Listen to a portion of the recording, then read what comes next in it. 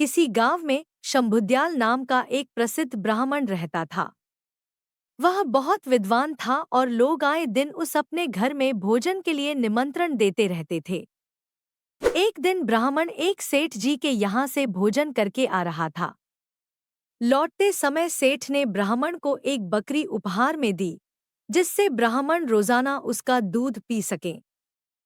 ब्राह्मण बकरी को कंधे पर रखकर घर की ओर जा रहा था।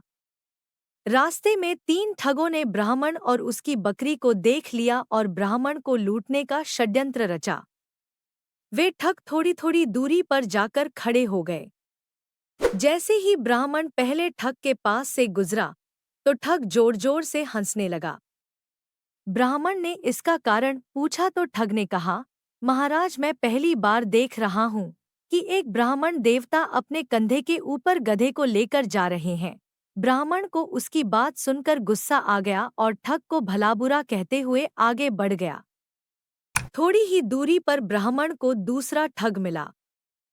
ठग ने गंभीर स्वर में पूछा, हे ब्राह्मण महाराज, क्या इस गधे के पैर में चोट लगी है, जो आप इसे अपने कंधे पर रखकर ले जा रहे हैं?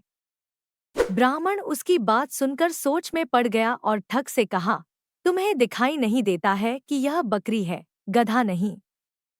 ठग ने कहा, महाराज, शायद आपको किसी ने बेवकूफ बना दिया है, बकरी की जगह गधा देकर। ब्राह्मण ने उसकी बात सुनी और सोचता हुआ आगे बढ़ गया। कुछ दूरी पर ही उसे तीसरा ठग दिखाई दिया।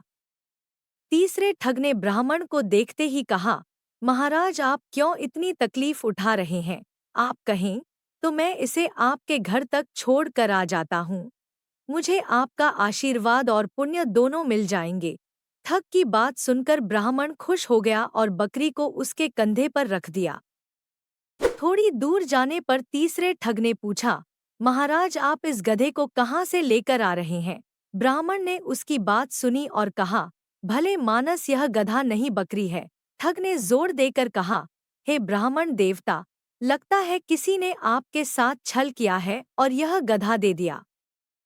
ब्राह्मण ने सोचा कि रास्ते में जो भी मिल रहा है बस एक ही बात कह रहा है। तब उसने ठग से कहा, एक काम करो, यह गधा मैं तुम्हें दान करता हूँ, तुम ही इसे रख लो। ठग ने ब्राह्मण की बात सुनी और बकरी को लेकर अपने साथियों के पास आ गया। फिर तीनों ठगों ने बाजार में उस बकरी को बेचकर अच्छी कमाई की और ब्राह्मण ने उनकी बात मानकर अपना नुकसान कर लिया। कहानी से सीख, किसी भी झूठ को अगर कई बार बोला जाए तो वो सच लगने लगता है। इसलिए हमेशा अपने दिमाग का उपयोग करें और सोच विचार कर ही किसी पर विश्वास करें।